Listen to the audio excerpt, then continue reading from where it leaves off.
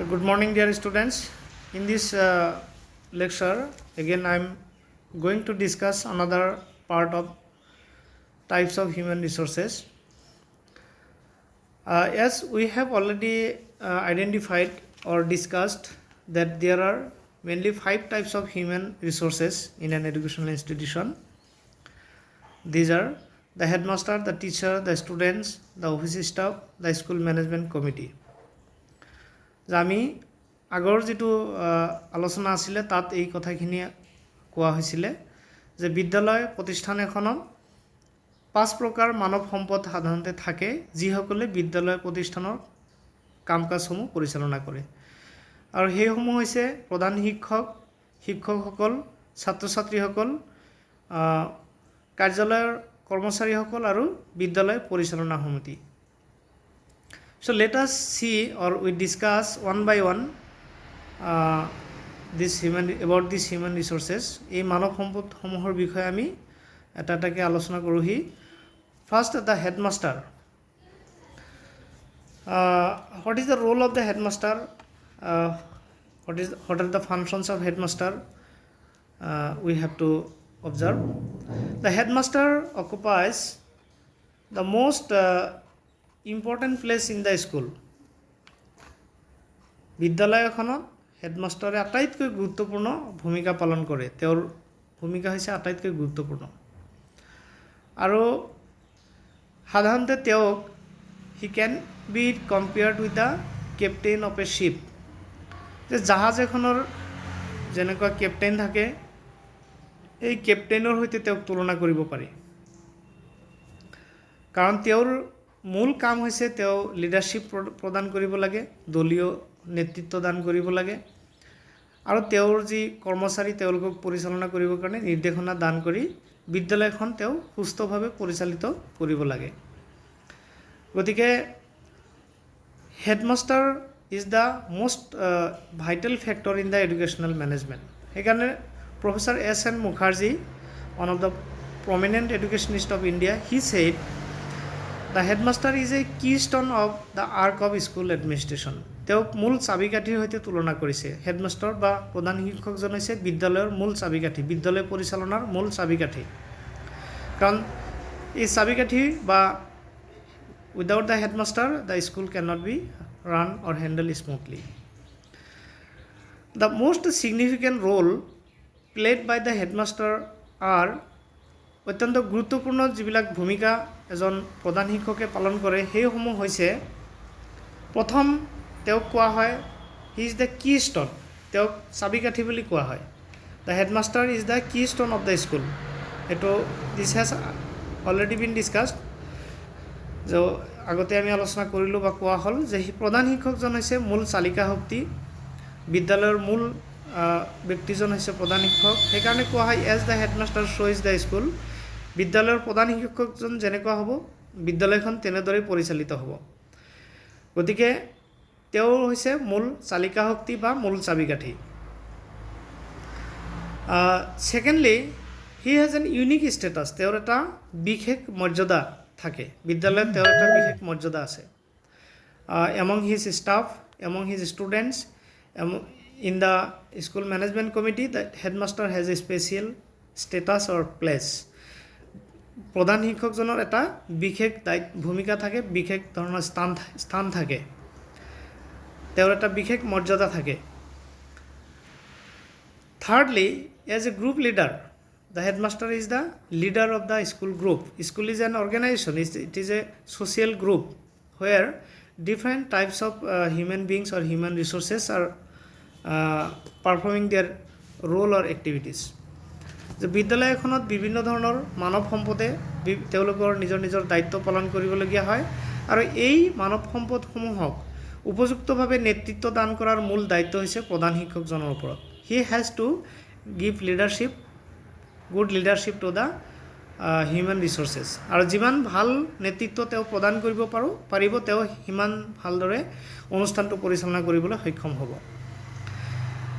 Next, another role is as fostering relationship because educational institution is an organization. It is a pratishthan organization. Here everybody has to work as a team. Therefore, there must be good relationship, congenial relationship, good environment, friendly relationship among the workers or the human resources. যে বিদ্যালয় প্ৰতিষ্ঠানবিলাকত বিভিন্ন ধৰণৰ যি মানৱ সম্পদে কাম কৰে তেওঁলোকৰ মাজত এটা বন্ধুত্বপূৰ্ণ সম্পৰ্ক থাকিব লাগিব আৰু উপযুক্ত সম্পৰ্ক মেইনটেইন কৰিব পাৰিলেহে তেতিয়া সেই প্ৰতিষ্ঠানে উপযুক্তভাৱে কাম কৰিব পাৰিব and this relationship can be maintained and developed and maintained by the headmaster. He has to take the leading part. তেওঁ মূল দায়িত্ব তেওঁহে ল'ব লাগিব প্ৰধান শিক্ষকজনেহে বাকী যিবিলাক কৰ্মচাৰী আছে শিক্ষকসকল আছে ছাত্ৰ ছাত্ৰীসকল থাকে তেওঁলোকৰ মাজত উপযুক্ত সম্পৰ্ক গঢ়ি তুলিব পাৰিব লাগিব so this is another responsibility then as a supervisor he has to supervise the activities of different human beings that is the office staff the teachers the students and other persons engaged in the school activities বিদ্যালয়ত নিয়োগ কৰা বিভিন্ন ধৰণৰ যি মানৱ সম্পদ আছে বিভিন্ন ধৰণৰ কৰ্মচাৰীসকল আছে শিক্ষকসকল ছাত্ৰ ছাত্ৰীসকল তেওঁলোকৰ কাম কাজসমূহ তেওঁ নিৰীক্ষণ কৰিব লাগে and last but not the least as a major component of the school I have already explained it the headmaster is the major component of the school management the school is as great as the headmaster is the school becomes as great as the headmaster is everything in the school including the school plan the staff the curriculum the methods of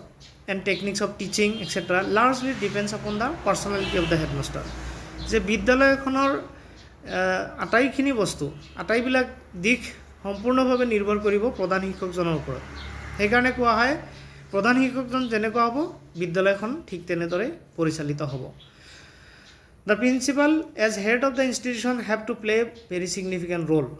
Thus, we have found that যে অনুষ্ঠানৰ মুৰব্বী হিচাপে principal বা প্ৰধান শিক্ষকজনে এক গুৰুত্বপূৰ্ণ দায়িত্ব পালন কৰিবলগীয়া হয় আৰু this personality of the headmaster is very essential very inspirational should be very inspirational so that the school runs smoothly now these are the main role or importance of the headmaster in the school বিদ্যালয়খনৰ প্ৰধান শিক্ষক এজনৰ এইখিনি হল মূল গুৰুত্ব বা তেওঁৰ ভূমিকা now we have to discuss another aspect that is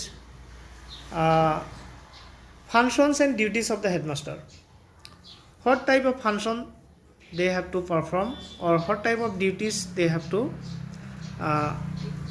perform headmaster বা প্ৰধান শিক্ষকজনৰ কি দায়িত্ব তেওঁৰ মূল কাম কি দায়িত্ব কি তো তেওঁৰ দায়িত্ববিলাক হৈছে এনেকুৱা ধৰণৰ প্ৰথমটো হৈছে প্লেনিং তেওঁ পৰিকল্পনা কৰিব লাগিব বিদ্যালয় পৰিচালনা কৰা শ্ৰেণীসমূহ কেনেদৰে পৰিচালিত হ'ব এই আটাইখিনি কথা তেওঁ প্লেনিং কৰিব লাগিব so the headmaster's first and prime role is as a planner he has to plan the school activities যে গোটেই বছৰ বিদ্যালয়খন কিদৰে পৰিচালিত হ'ব সেই পৰিকল্পনা তেওঁ আৰম্ভণিতে কৰিবলগীয়া হয় সেকেন্ড হৈছে সুপাৰভিজন তেওঁ নিৰীক্ষণ কৰিব লাগে he has to supervise activities of the subordinates তেওঁৰ তলতীয়া যিসকল কৰ্মচাৰী আছে শিক্ষক ছাত্ৰ ছাত্ৰীসকল আৰু অন্যান্য কৰ্মচাৰীসকলৰ কাম কাজসমূহ তেওঁ নিৰীক্ষণ কৰিব লাগে সুপাৰভাইজ কৰিব লাগে then teaching is one of the most important and essential duty of a headmaster because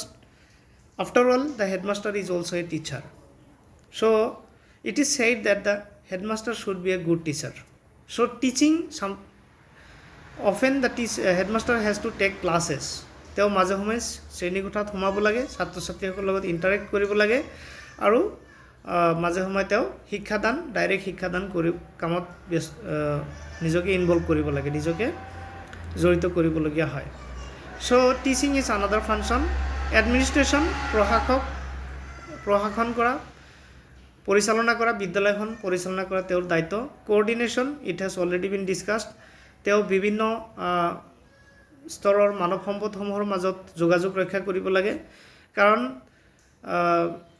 উপযুক্ত যদি সম্পৰ্ক নাথাকে, যোগাযোগ নাথাকে, কোঅৰ্ডিনেশ্যন নাথাকে, তেতিয়াহ'লে বিদ্যালয়খন কেতিয়াও উপযুক্তভাৱে বা ভাল ধৰণে কাৰ্যকৰীভাৱে পৰিচালিত হ'ব নোৱাৰে। Then guidance is very essential. Guidance, the headmaster has to guide the students, he has to guide the teachers, he has to guide the office staff, and he has to guide some other members related with the educational institution. So guidance is another responsibility of the headmaster.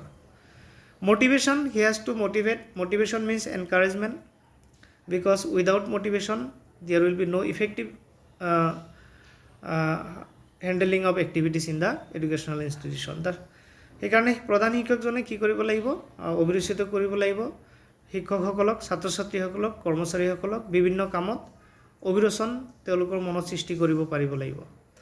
If they can be motivated, because it is said that motivation is one of the most important factor of learning. Without motivation there is no activities, and it has been psychologically proved. It is said that you can bring a horse to the water, but you cannot make the horse to drink water.